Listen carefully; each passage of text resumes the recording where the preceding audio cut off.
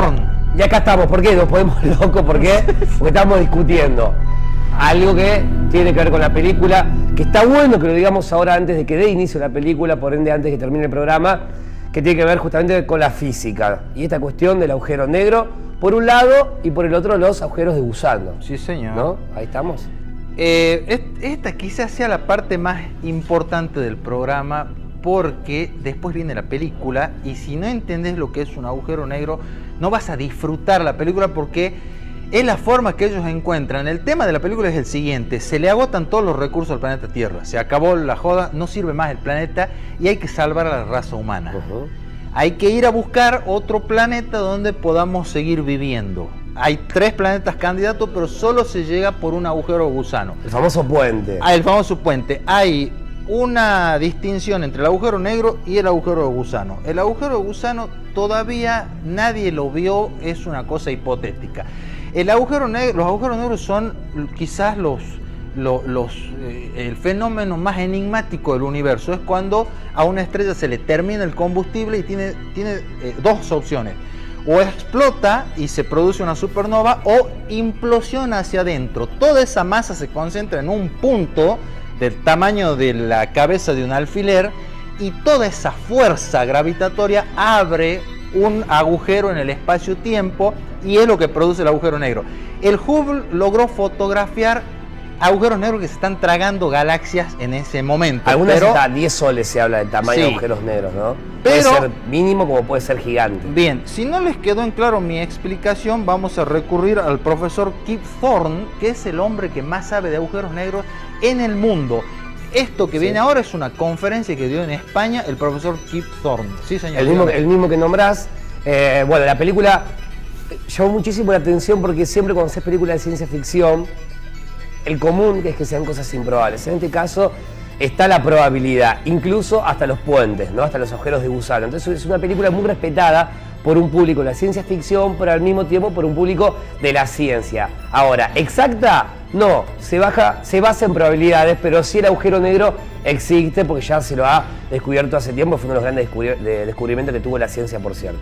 Fíjate lo que viene ahora, es una conferencia que dio el profesor Kip Thorne, que, dato no menor, muy vivo los de la producción de esta película, lo contrataron para que sea parte. Él es físico teórico, consultor científico y es productor ejecutivo de esta película. O sea, para no mandarse mocos en el guión, hablando mal y pronto, lo contrataron a este hombre que es la persona que más sabe de agujeros negros y agujeros gusanos en el mundo. Ahora les va a explicar de una forma muy cotidiana qué son los agujeros negros. Perfecto. No, además tuvo ayuda de especialistas de la Universidad de California, de la misma universidad donde estudian, esto no es ficción, ¿no? Pero es esa universidad, los de Big Bang Theory, ¿no? Justamente esos chicos de ahí. Bueno, él tuvo ayuda de estudiantes, de físicos que son justamente de esa universidad, que no fue solamente este físico, ¿no? O sea, un equipo muy preparado y por eso es justamente la importancia, los argumentos de sostener que en esta película las probabilidades pueden llegar a ser certeras. Por eso lo interesante que tiene la película, las posibilidades, pero bueno, no deja de ser por un lado una película de ciencia ficción, porque después vamos a hablar de algunas cuestiones que suceden que son realmente improbables, como por ejemplo el tsunami que aparece en un momento en la película. Bien, 2 cosas. Este es el WhatsApp de Déjalo Así que ya veo que están llegando los mensajes. Alfredito, a ver, querido, pone el de Cinema, por favor. No, pues ya están llegando acá. Bueno, ¿y querés que te tire ahora el otro? Por favor. 154, qué rápido, Alfredito, bárbaro. Ahí está. 154, 148, 946 y que empiece a sonar. El mensaje que llegó recién va a entrar en el sorteo, no se preocupe el amigo que envió el mensaje. Un saludo a Tito Romero, yo no sabía que nos estaba viendo. Abrazo. Le mandamos un saludo, que gracias a él hacemos este programa. Y un seguidor de Cinema. Seguidor desde el comienzo del Cinema, cuando hacíamos cualquier mamarracho acá. Muchas gracias, Tito. Y Tito y toda la gente que está viendo, presten atención porque este es el momento más importante. Si le agarran la mano acá, que es muy fácil, van a disfrutar mucho más de la película. Vamos, señor director. Let's go.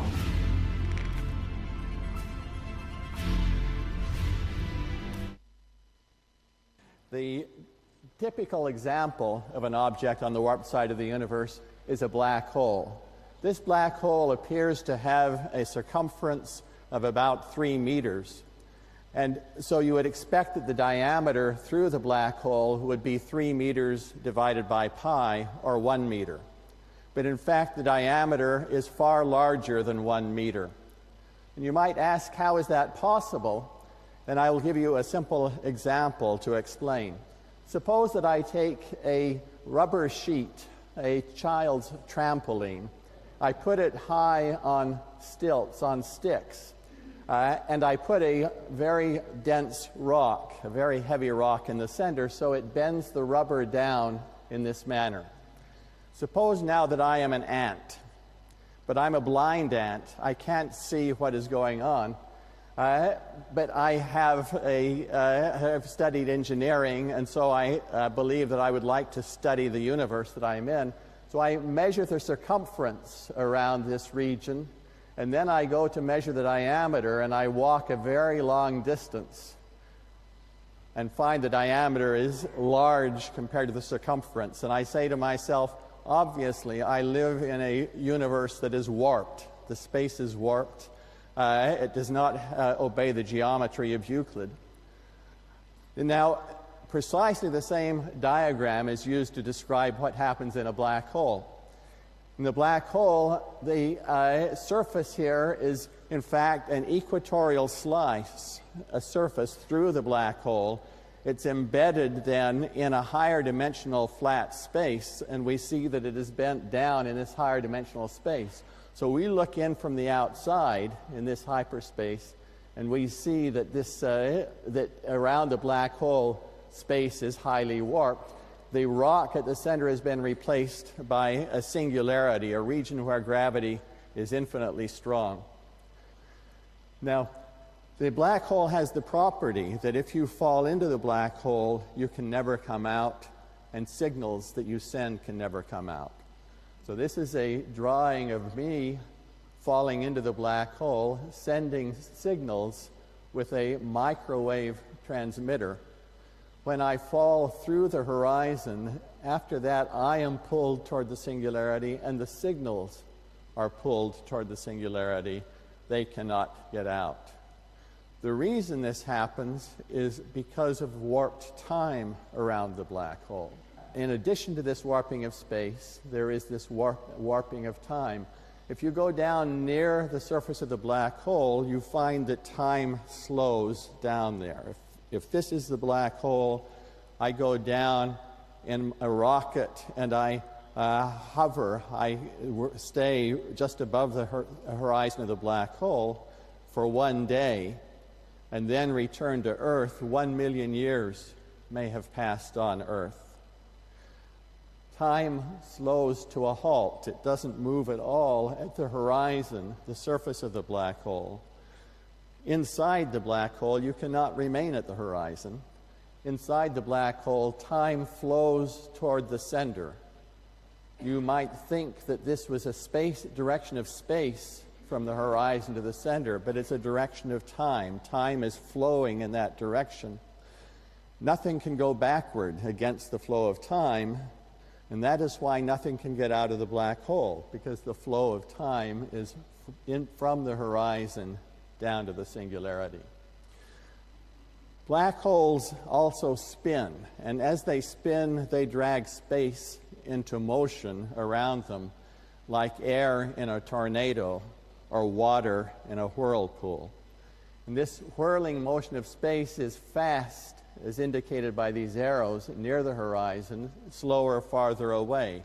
Again, similar to a tornado, fast motion of air near the core of the tornado, slower. Initial impetus for the project have been to say, why not examine real possibilities? Where has the world got to in terms of its thinking about gravity being able to traverse dimensions, the gravitational lensing, the effects of gravity and light around the black hole? Why not actually look at the real science there? Luckily, we had Kip, and Kip is the foremost authority on all things gravitational. The thing that makes this different is that real science was woven into this film from the beginning, and woven in deeply. The visual effects department under Paul Franklin and everybody at Double Negative took Kip's data and they created real visual representations. What the algorithms gave us was extremely spectacular. Neither wormholes nor black holes have been depicted in any Hollywood movie in the way that they actually would appear. This is the first time that the depiction began with Einstein's general relativity equations from the outset.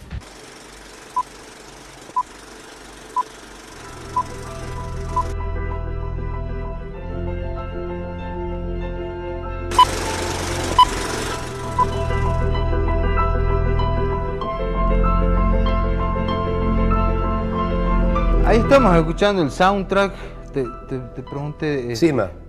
Hans Zimmer. Hans Zimmer. Hans Zimmer es el mismo que hace la partitura, esta genial que estamos escuchando de fondo, que sale en la película. ¿Cuánto dura esta? ¿25 que minutos? Es fundamental. No, lo que hicimos es capturar un medley, una mezcla de los mejores soundtracks de lo que vendría a ser el disco, claro, de la música de la película, que es lo que estamos escuchando ahora.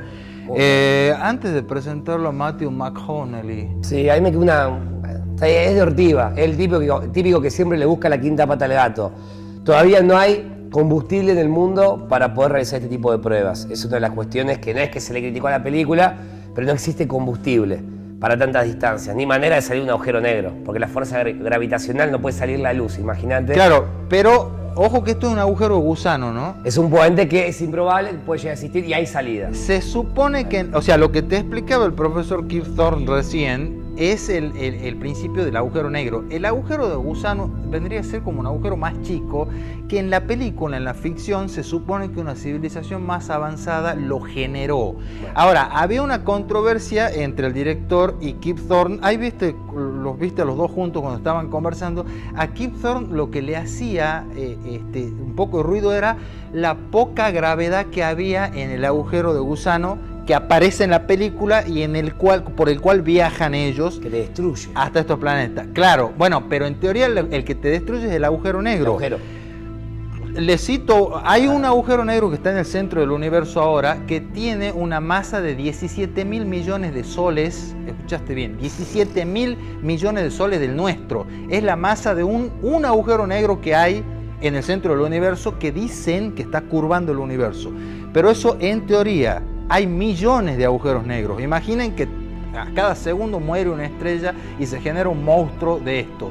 Tiene un horizonte de sucesos que si entras ahí, la cagaste, no salís más de ahí de adentro. Sí, y si con exactitud están los agujeros de gusano, si esto se puede probar, lo que sería un viaje en un agujero de gusano, estamos hablando de millones de años, ¿no? Claro. Es otra de las teorías también que por ahí ponían un poquito en tela de juicio este viaje. Lo importante es que en la casa sepan diferenciar los dos, el agujero negro y el de gusano. El que ellos utilizan para llegar a estos tres posibles planetas donde podían ir a vivir, lo hacen a través del agujero de gusano.